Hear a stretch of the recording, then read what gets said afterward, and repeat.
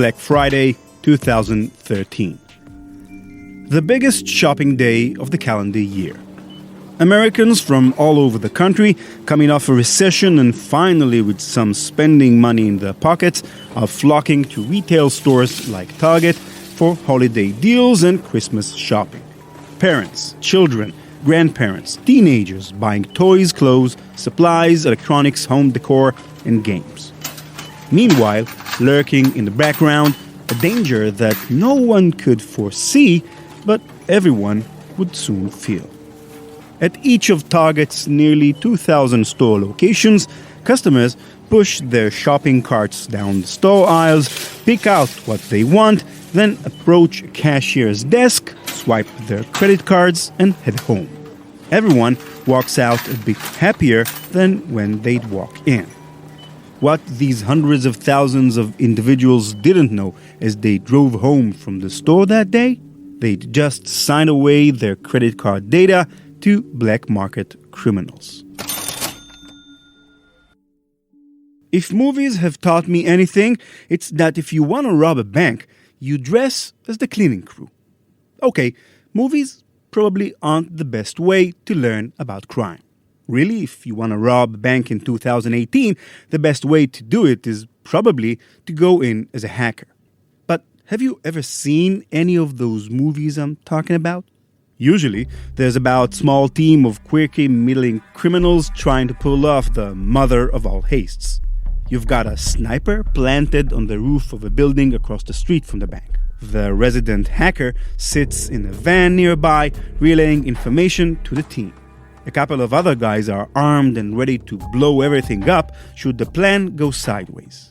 And then one guy dresses up as a janitor. Why? Because undercover, he walks right in through the front door. Earlier in the movie, they'd probably figure out which cleaning company works in the building, found an employee of that company, and robbed him of his uniform and badge.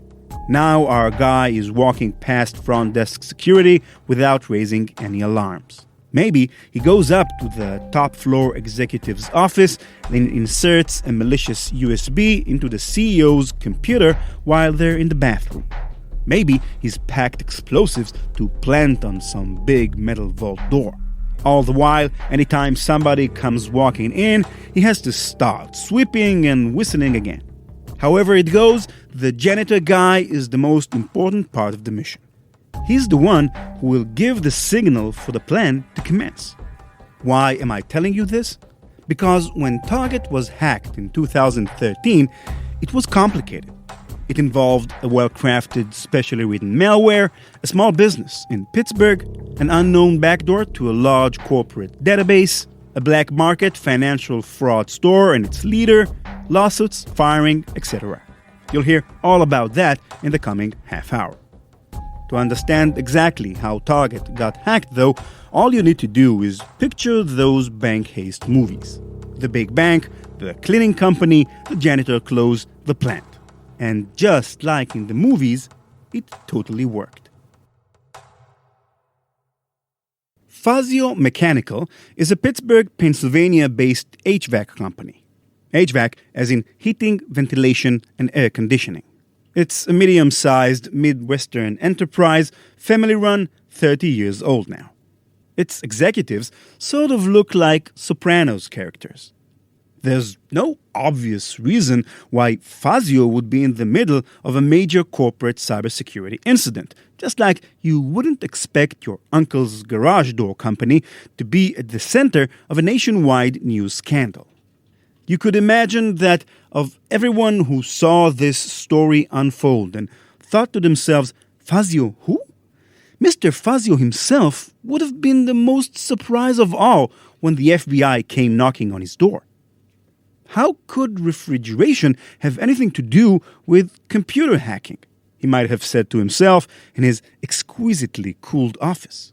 Here are today's interview guests: Graham Cluley, a longtime cybersecurity journalist, blogger, and podcaster, and Amit Serper, a well-known hacker and cybersecurity researcher at Cybereason. So it's not at all uncommon for a hacker to target a smaller company, maybe through a simple phishing attack even, and they manage to get a password to log in at that smaller company. They can then maybe access email records and servers. They may then be able to steal further passwords. They may be able to plant keyloggers, which allow them to then gain access to other systems, and they begin to go up the chain. Now, Fazio Systems had several customers. Target weren't their only customers. Most of their customers, according to what I saw online, were retail companies. Like Trader Joe's were there as well, and other retailers.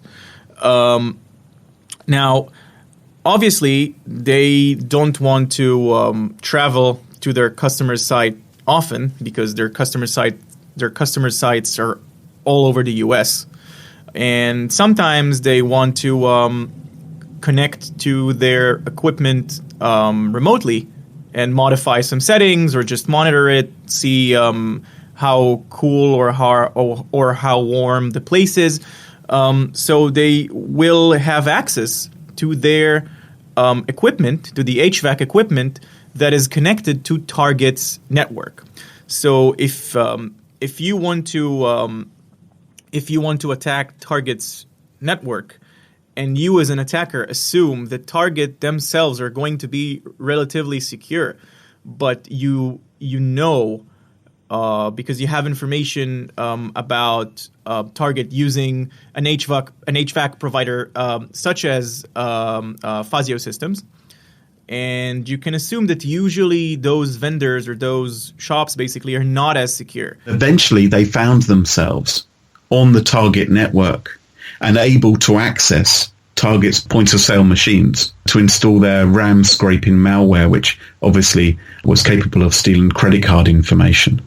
So it's not an unusual type of attack that we see this attempt to steal network login credentials from subcontractors. So my recommendation to companies is you really want to ensure that your suppliers, your subcontractors are taking security as seriously as you are. From a hacker's perspective, using an HVAC contract to breach a major corporation is sort of ingenious. It's common practice for a large retail company to hire an HVAC contractor to monitor temperatures in their facilities rather than make that the job of individual workers in every store location. In doing so, of course, the retail company must allow remote access for monitoring temperatures and installing patches and updates to their software. In this case, our hacker, like just about everyone, had no prior knowledge of the existence of Fazio Mechanical, let alone that they'd be of any significance. Instead, 2 months before what we know to be the Target hack actually occurred, the hacker pulled what's called a shotgun attack, sending out a mass phishing email and only after receiving data back, deciphering who would make for a good entryway into Target's systems. The chosen prey, ultimately, was an employee at Fazio Mechanical. The malware sent in an email to this Fazio employee is called Citadel, a known variant on the Zeus banking Trojan. The program's primary function is to steal password information via keystroke logging and form grabbing on Windows OSs. Zeus had already been well known to the cybersecurity world, having made trouble for companies as far and wide as Amazon, NASA, and ABC.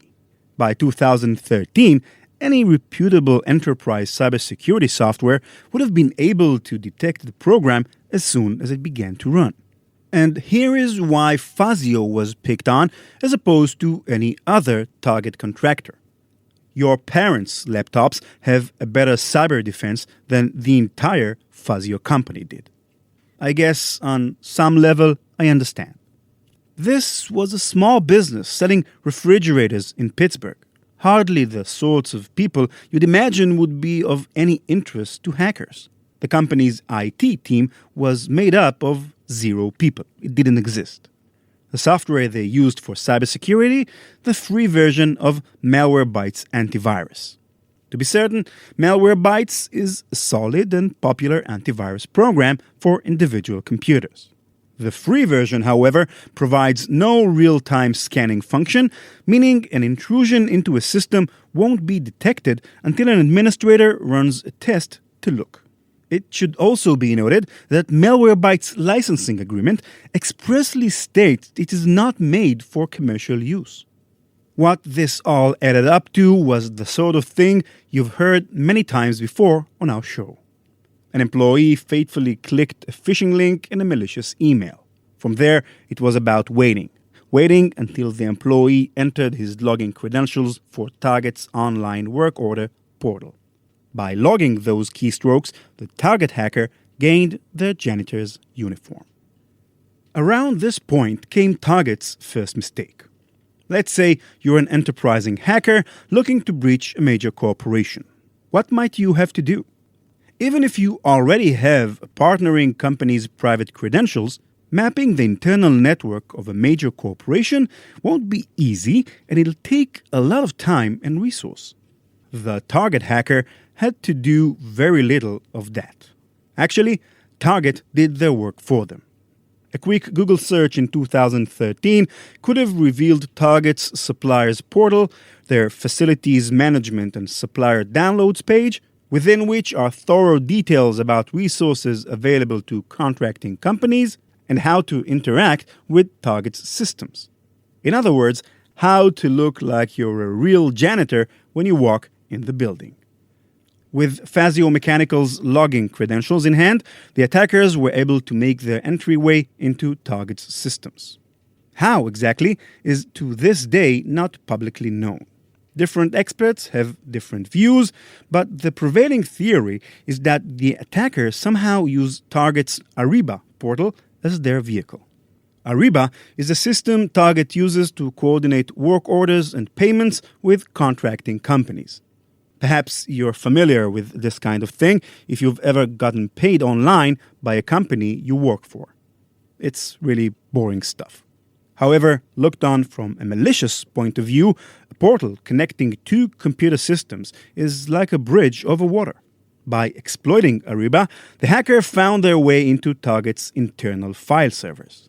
It appears Target's computer infrastructure failed to isolate its most sensitive assets from the rest of the network, and the attacker was able to move laterally until they reached their jackpot: card readers.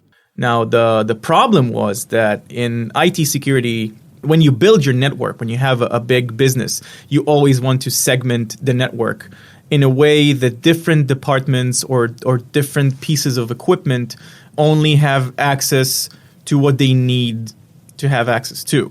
For example, there is no reason in the world that the HVAC system that was put in Target by a third-party vendor, operator, whatever you want to call it, there is no reason that that equipment should be able to communicate with the payment terminals that are at the cash register area. There is absolutely no reason for that to happen. Once the attackers had access to the Target network via the stolen credentials from Fazio systems, they basically had access to the payment devices. They had access to the payment devices because the network wasn't segmented properly. Short of stealing money from a bank vault, hacking a point-of-sale device is one of the most direct ways to steal lots of money quickly. It's sort of like hiding in an ATM and waiting for people to insert their money into your hands. Security analysts working for Target likely knew of this type of threat, leading at least one to call for a thorough review of the company's payment terminal protections months before the events of 2013. It's unclear whether that review occurred or not. Based on the story you've been hearing now, I'd bet that person's warnings went unheeded.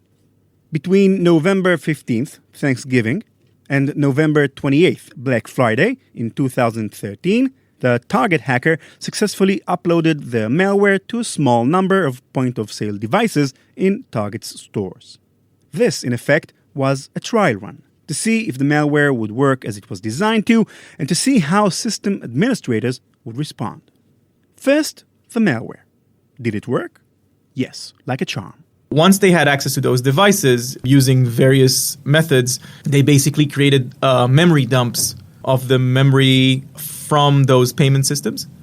And those payment systems, that memory actually holds all of the credit card information, credit card numbers, and all of the identifiable information that allows a credit card transaction to go through.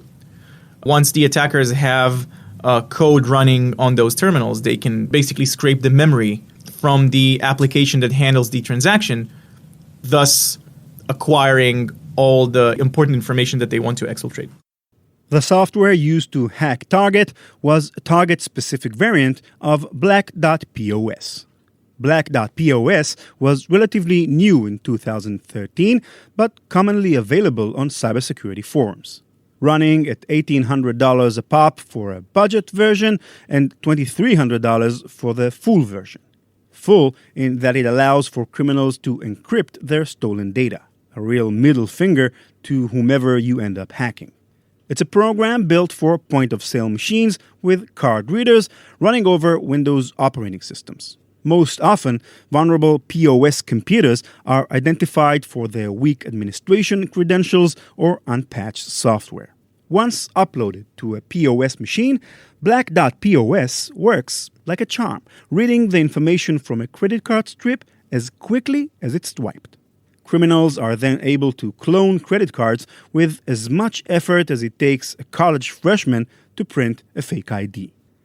That's exactly what happened at Target stores around America in November 2013. Once the Target hacker uploaded the malware to every store's POS readers, he or she became awash in massive amounts of perfectly stolen data from totally unsuspecting civilians. The plan was executed to a T, and the liquid capital at stake was far more than one person could ever handle themselves. So who was this Target hacker who now had 40 million credit cards at their fingertips?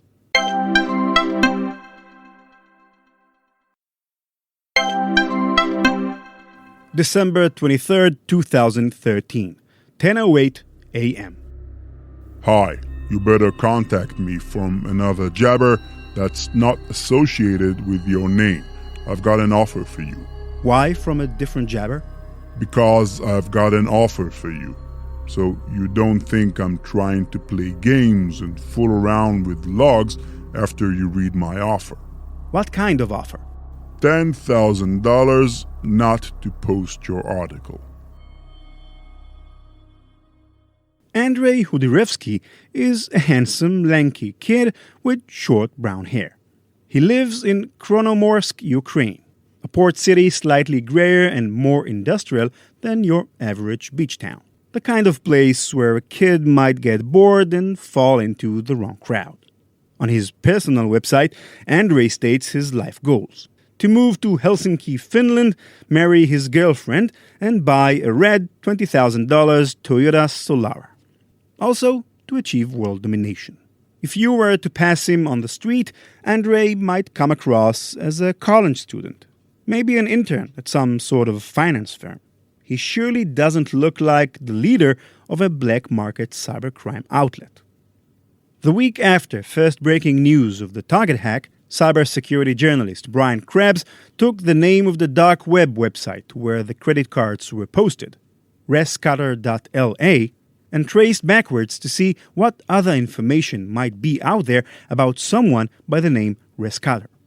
After some digging, a trail of online criminal activity dating back to 2011 began to take shape, and a historic whois lookup led to Andrei. A social profile of Andrei's in a Russian gaming forum showed a Skype handle and an email address, which eventually led Krebs to earning himself an online chat with the man himself. The person on the other end of the line claimed not to be Andrei, but the $10,000 bribe they offered Krebs to not publish those clues gave pretty good indication that this really was either the target of the Target hack, pun intended, or at least someone very close to it. Andrei's claim to fame is as a leader of the Russian-English underground crime ring Lampedusa, where he personally operates a series of stolen credit card marketplaces. Among his spoils have been leaked cards from the 2014 hacks of Sally Beauty and Home Depot.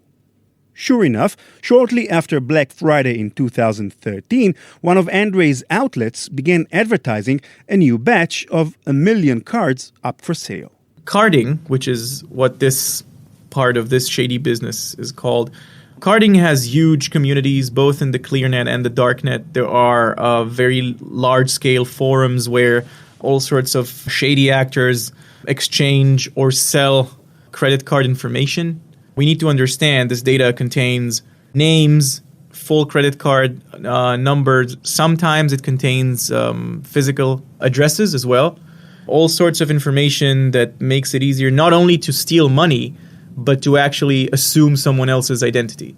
Carding networks have all sorts of operations that they run in order to get their information moving from one place to the other, be it, as I said, large-scale dark web forums, or they have like actual money mules that will generate a fake card based on the information that was leaked from such a breach. They will actually manufacture a card. They will go to an ATM in some country. They will try to empty the account, get as much money as they can, take the cash, go to a Western Union agency and transfer the money to another account. They will do it several times in order to make it harder for the authorities to track the money. These are very large-scale operations. These people are very good at what they do. And stolen credit card data exchanges hands all the time. The target batch was nicknamed Tortuga, or turtle in Spanish. Perhaps a dig on Target's extended failure to respond to their data breach, or just a fun name.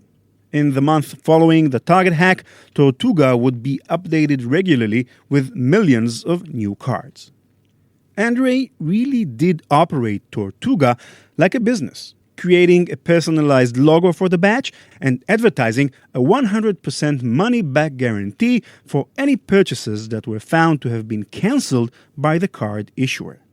The site also featured a versatile search function, where shoppers could filter cards based on the issuing bank, card type, expiration date, and even the zip code of the Target store location where it was used. It really was like a mini Amazon.com, except instead of choosing clothes based on your size, here you might choose a stolen card based on the state you live in order to avoid automatic fraud detection from Visa or MasterCard. On the dark web, Andre goes by the name Rescator. Rescator comes from the name of a character in Angelique, a series of French novels. In the series, Rescator is a pirate who commits morally defensible crimes and never reveals their identity.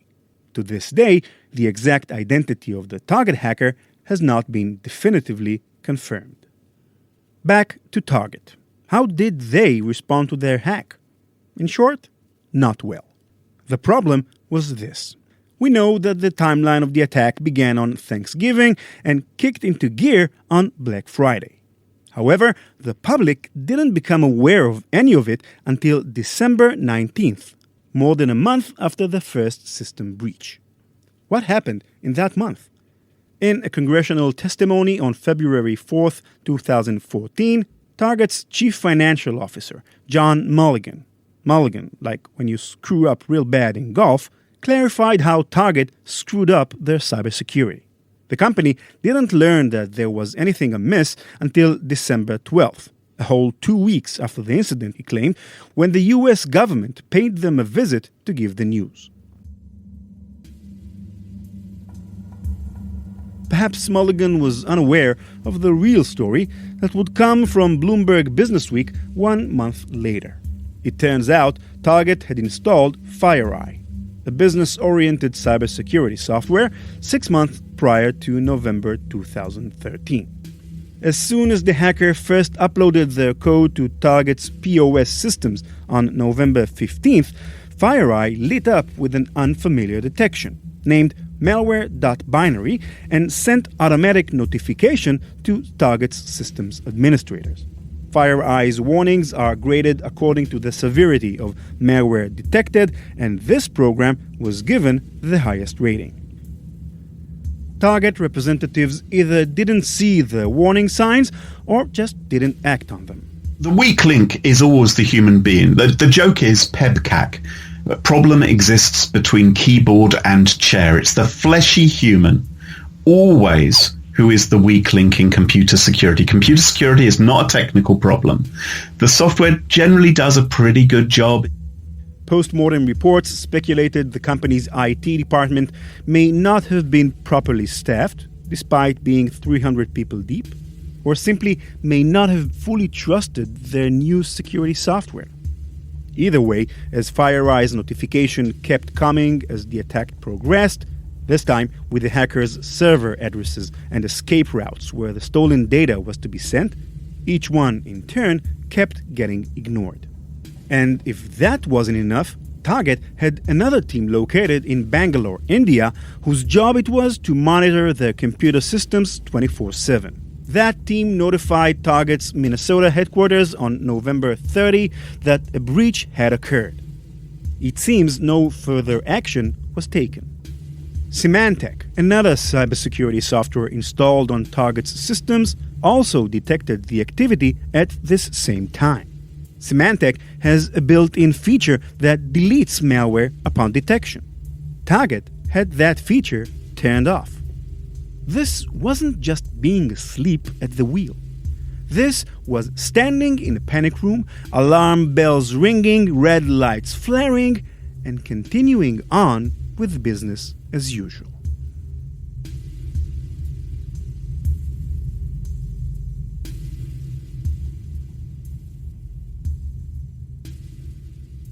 It was December 12th, a full 2 weeks after Black Friday, when Target was approached by the FBI in regards to a potential hack of their internal data. The following day, executives from the company met with members of the U.S. Department of Justice. The day after that, Target hired a third-party forensics team to investigate. Hiring a team to investigate a hack that revealed itself many times over already was some kind of ironic. It's sort of like ordering a special third-party investigation into why you touched the stove while it was hot, even after your mom specifically told you not to. Target ended up publicly admitting to the breach a week after the FBI visit and publicly apologized. Before you give them too much credit, it should be noted that Brian Krebs had already broken the story one day before. Target's executives continued to roll out limited and occasionally false information throughout the aftermath of the story, like, for instance, that credit card PIN numbers weren't leaked. They were in encrypted form. The company's COO, CIO, the president, CEO, and chairman would all resign by spring of the following year. At the top level of companies, if they see the CEOs of companies who've been hacked appearing on the TV news, trying desperately to apologize or explain what happened and being flustered and all the rest of it, they think, crumbs, I don't want that to be me. And that's the point where they really begin to take action. And we are now, of course, beginning to see regulations and legislation where we will have significant fines when customers, for instance, from Europe are affected by data breaches. And there's a potential to fine, a vast amounts of money, we'll have to see if it happens, to corporations who've been lax with our data. And again, that is something which I think will motivate C-level executives to take security seriously. There really is no excuse anymore. It's in the headlines, it's in the newspapers, it's on the TV news. Every week we are hearing about major high street organizations who are getting hacked. If it hasn't happened to you already, chances are you will be targeted in the future. So you need to take precautions now to properly defend yourself. Otherwise, you might be that next headline. Estimates of the total cost of the breach came in at about $200 million. It's hard to say how many customers' credit cards actually ended up being used for financial fraud. Part of the problem was that many of the 40 million customers with compromised card data were also among the 70 million customers whose personal home and phone information was leaked. That meant even if you changed your card's PIN number, a criminal with your information had just as much authority as you to change it back. Seeing no alternative, some banks, such as Citibank, began reissuing cards to all clients who could have possibly been affected. One thing which I think is worth remembering is that when a hacker grabs your details, it doesn't necessarily mean that they're going to exploit it in the next 3 months. It may be, depending on what data is actually taken, it may be that that data continues to have a value for them for 6 months, a year, 3 years. So it may be some time down the road before you actually discover that your details have been compromised, or that someone has been phishing you or spamming you or taking out credit in your name, and so forth. Target itself took a financial hit. In the quarter after news of the breach broke, as retailers around the country saw big numbers in holiday sales, they experienced a nearly 4% drop in income as compared to the same period the year prior.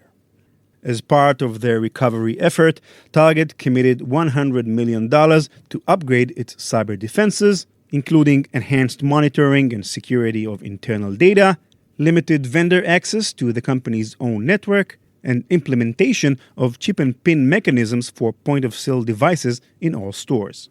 They also laid off 475 workers in their Minneapolis headquarters and paid $18.5 million in legal damages. This was one of the first big breaches. I think it was Target and then Home Depot and then a few other ones. It raised the awareness of the security of the magstripe data, of the credit card data. It raised the awareness around properly segmenting your network and securing it, and installing more than just a firewall in your network. I think the damage done to Target was quite significant. And I think as well it changed people's view as to what hacks were, what the impact it could have. I think many people understood the idea and the concept of you buy something online, you give your credit card details to a company via its website, and then they lose that database. People kind of understood that. With Target, it was something rather different. These were purchases being made in real life, at the till, at the checkout. You hand over your credit card, or you zip it through the machine, you make your purchase, and you're off. And I think many people, rather like with the TJ Maxx hack as well, were surprised that actually it could affect you if you were buying things in real life. And the truth was, that actually probably had a much more significant impact than a sort of online database breach for online payments being made. As concession for the loss of tens of millions of credit cards and personal data files, Target offered customers a one-day deal for 10% off on all its store's products. Hooray, said almost no one.